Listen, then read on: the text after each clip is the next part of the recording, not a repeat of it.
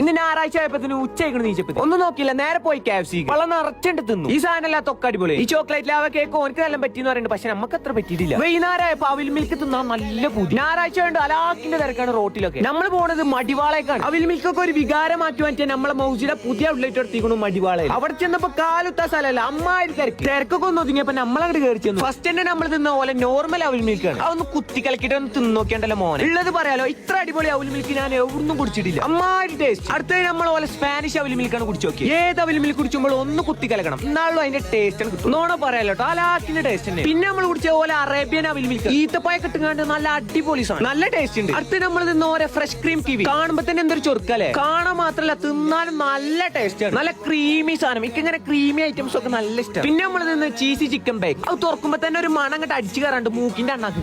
എന്റെ ശാരദേ, തിന്നാലും നല്ല ടേസ്റ്റ്. നിങ്ങൾ ഇവിടെ വന്നിട്ട് ഞാൻ പറഞ്ഞാലേ ഏതെങ്കിലും നിങ്ങൾക്ക് പറ്റിയിട്ടില്ല, നിങ്ങൾ പറയുന്ന